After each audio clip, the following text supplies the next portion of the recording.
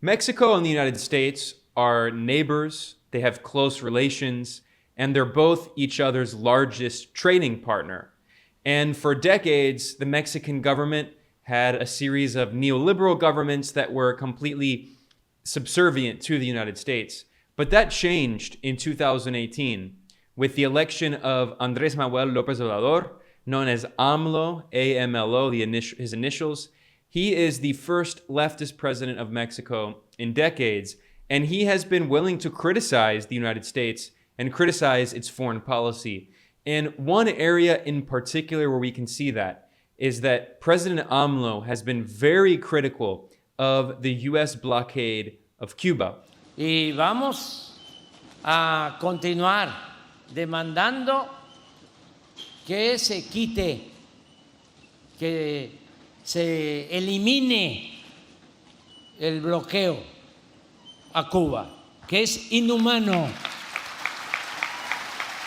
For over 60 years, the United States has maintained an illegal unilateral blockade of Cuba. Every single year at the United Nations General Assembly, basically the entire world votes against the illegal U.S. blockade of Cuba. Basically every country on earth except the U.S. and Israel votes against it. And AMLO himself has been very critical. In fact, back in June of 2022, President López Obrador referred to the U.S. blockade as a kind of genocide, and he also said that it's a tremendous violation of human rights. And that brings me to the main topic that I'll be discussing today, which is a speech that President López Obrador gave with the Cuban president, Miguel Díaz-Canel, in Mexico on February 11th. President AMLO delivered a very powerful speech condemning the U.S. blockade of Cuba, and he announced that Mexico is leading an international campaign to end the U.S. blockade of Cuba, which he denounced as inhumane. Yo ofrezco al presidente Miguel Díaz-Canel de que México va a encabezar un movimiento más activo para que nos unamos todos los países y se defienda la independencia, la soberanía de Cuba. Y nada de darle trato de país terrorista o ponerlos en la lista negra de supuestos terroristas.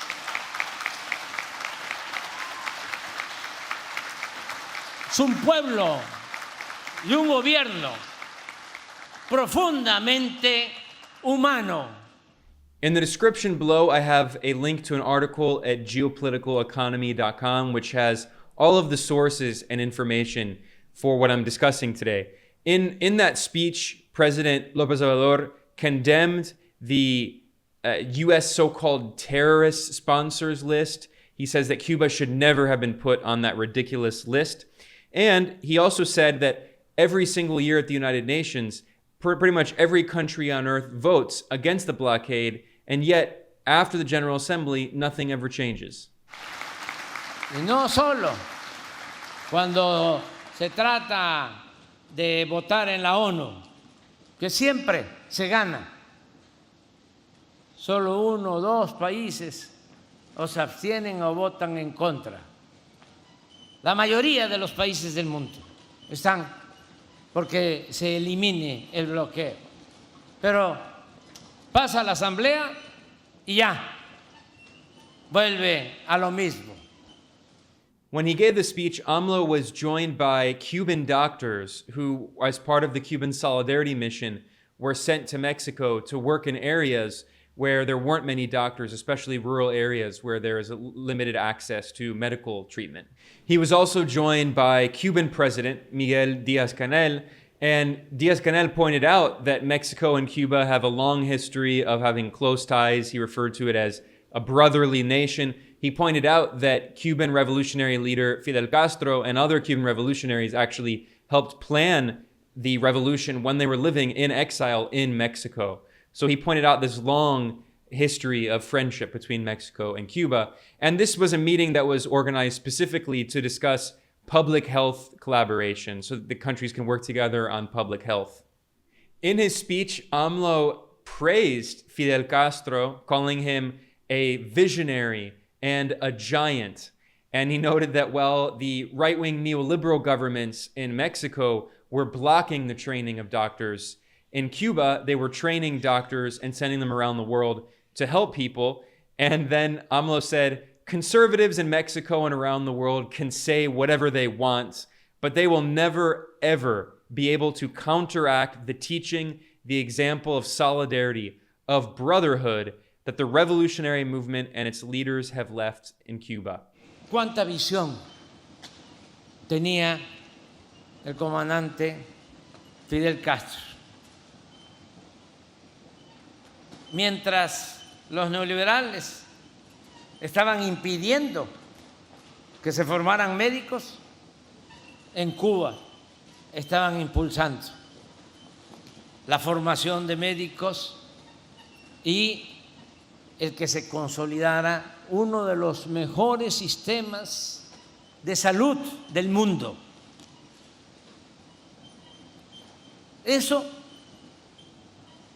no lo hace solo un hombre de Estado, eso lo hace un hombre de nación.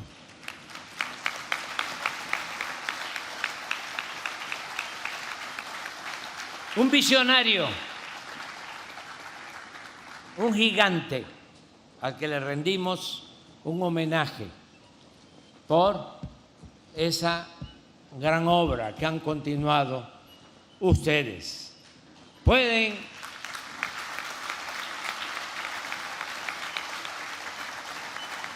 decir lo que quieran los conservadores de México y del mundo, pero nunca van a poder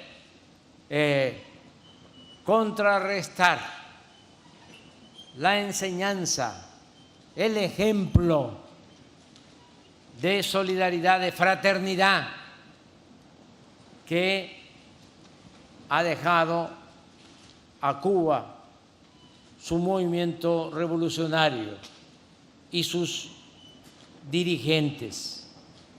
Por eso, nuestro respeto, nuestra gratitud, nuestro apoyo.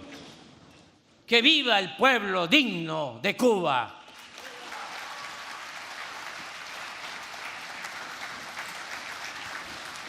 There, AMLO concluded his speech shouting, "Long live the dignified people of Cuba." This is quite an incredible statement, considering, again, Mexico is the neighbor of the United States.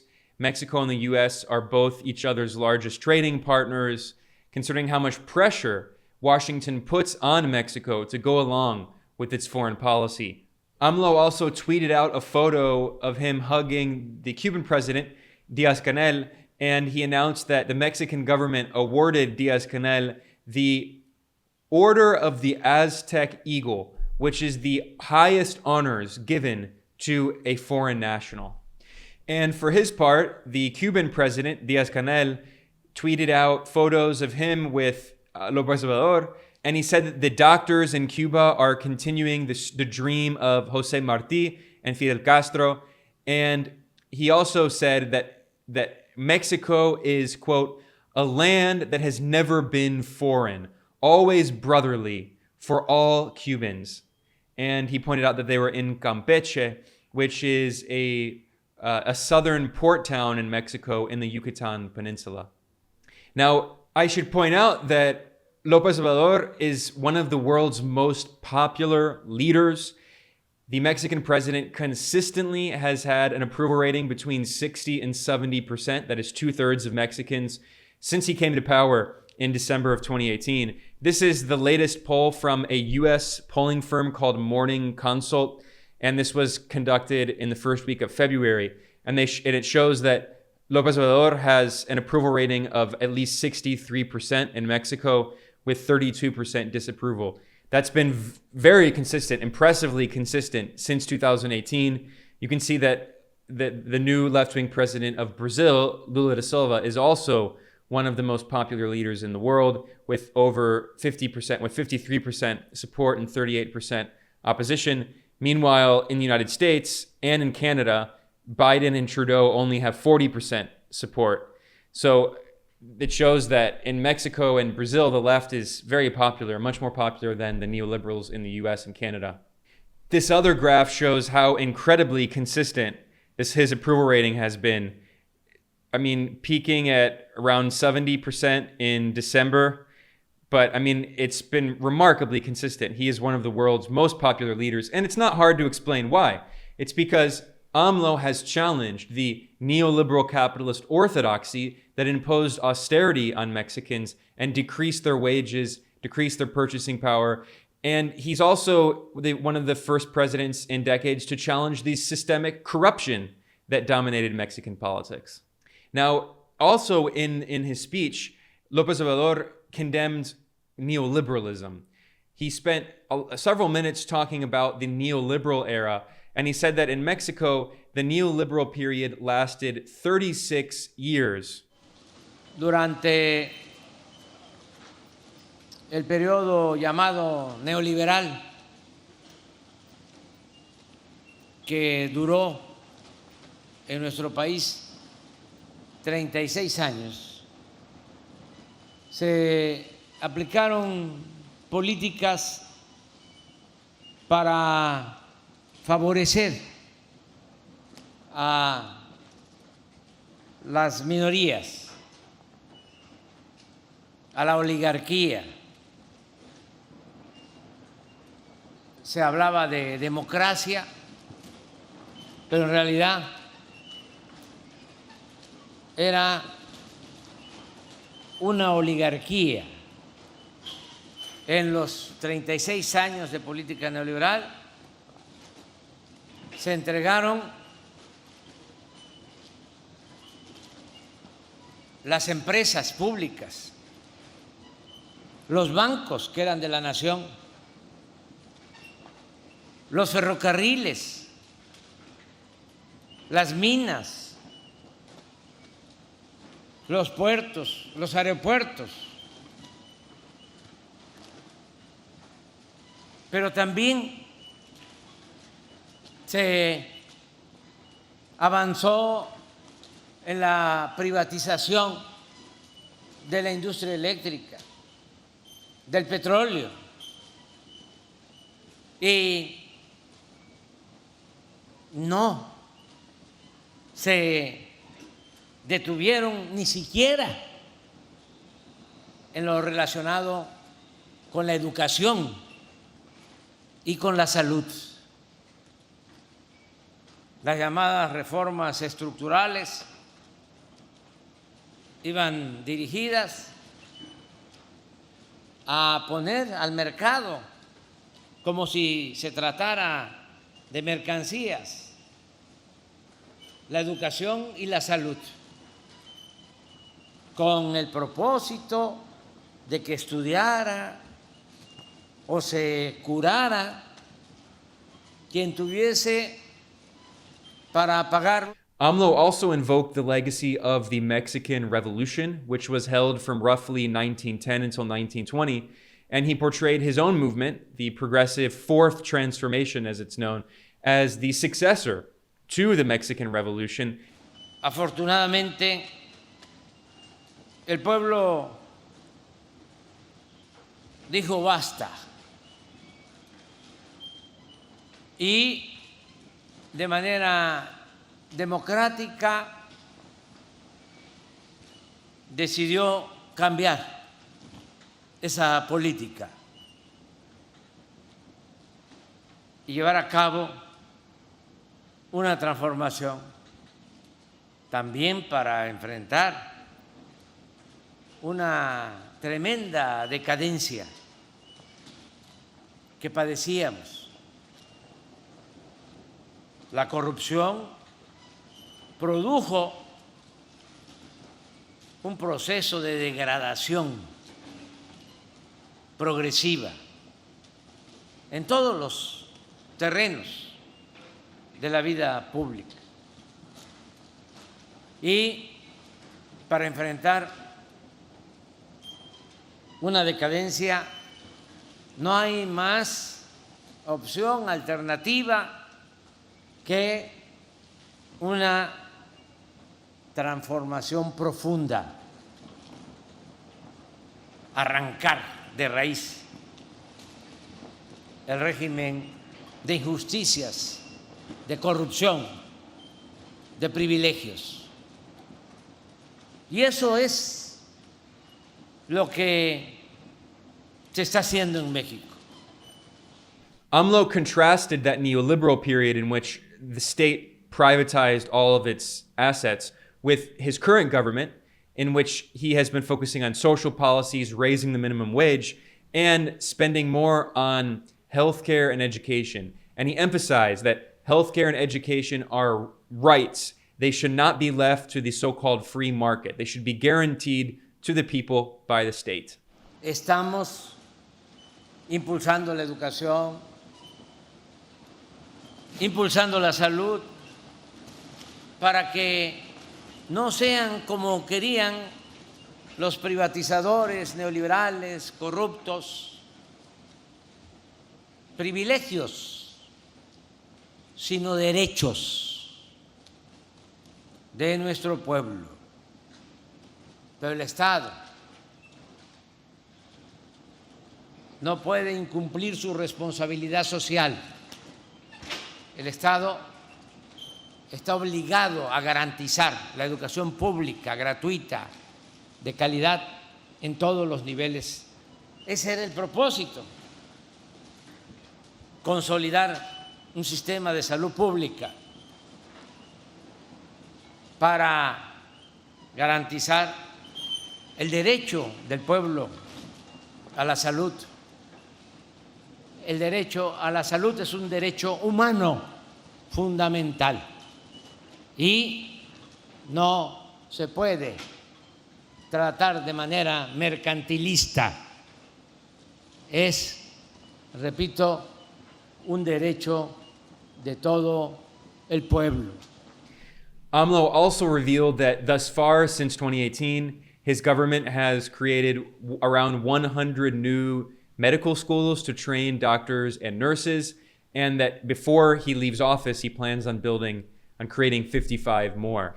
And when AMLO said 36 years, he came into power in 2018, so he was referencing 1982 as the beginning of neoliberalism in Mexico. And specifically, he was acknowledging that the last president of Mexico who had an independent economic policy that was economic nationalism, supporting the interest of Mexico, was José López Portillo.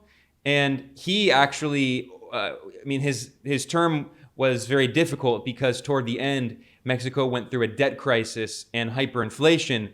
And that was because of the US policies that gave birth to the economic system of today, where after Richard Nixon, the US president took the dollar off of gold in 1971. Then in 1974, the US and Saudi Arabia created the petrodollar system. And this was partially in response to the 1973 OPEC oil lockout, which caused a massive increase in oil prices around the world, which led to inflation.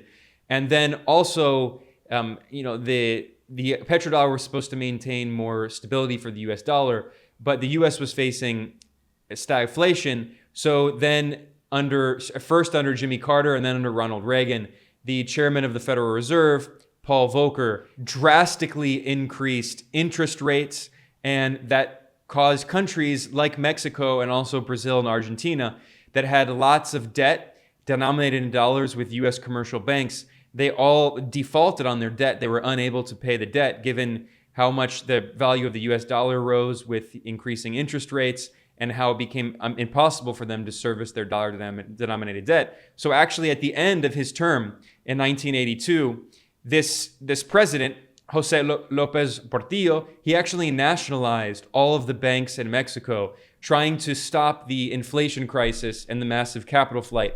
But in the end, he unfortunately wasn't able to stop that. And then in 1982, the first neoliberal president came in Mexico, Miguel de la Madrid, aptly named with the capital of Spain. He was a Harvard-educated neoliberal, and he just completely went along with Margaret Thatcher in Britain and Ronald Reagan in the United States, and did large privatizations and deregulation, and just let the free market take control of Mexico. So in his speech, López Obrador says that he is the first president to challenge neoliberalism in 36 years, going back to 1982. So it's really incredible to see the reversal in Mexico. Mexico traditionally, historically, had an independent foreign policy going back to 1930 and the so-called Estrada Doctrine, in which Mexico said that its foreign policy would be based on non-intervention in the foreign affairs of other countries. But with the rise of neoliberalism around 1982 and the debt crisis, that led to the IMF and the World Bank imposing neoliberal structural adjustment policies in Mexico, and the US exerting a lot of control over Mexican politics, subordinating Mexico's foreign policy to Washington. And it's been incredible to see López Obrador, this left-wing nationalist leader, challenge the United States on some counts. Of course, he still does have to maintain good relations with the US, considering they're neighbors. They have a massive shared border, considering that they're both each other's largest trading partners. But it is quite amazing to see that López Obrador has taken a completely independent foreign policy. He has openly criticized the US blockade on Cuba. He even referred to it as a form of genocide and a tremendous violation of human rights. And I should point out that AMLO has been a huge advocate for the freedom of journalist Julian Assange, who is being held in a dungeon, a maximum security prison in Britain, where the top UN expert on torture says that Julian Assange has been tortured. And now the US is trying to extradite Assange and throw him in prison for 125 years, which is, the rest of his life. And López Obrador has repeatedly praised Julian Assange, calling him a prisoner of conscience and, quote, the best journalist of our time in the world. At a press conference, AMLO even played a video clip that WikiLeaks published that shows the US military killing journalists in Iraq. So AMLO has been very brave. And in the description below, I will also link to an article with a video that in a podcast that shows these clips of AMLO's press conferences in which he praises Julian Assange. So with that said, I'm going to conclude here. I'm Ben Norton. This is Geopolitical Economy Report. If you want to support the work that we do here, you can go to geopoliticaleconomy.com/support, or you become a patron over at patreon.com/geopoliticaleconomy. Any support that you can provide would really go a long way. I'm very grateful. And I want to thank everyone for watching or listening. I'll see you all next time.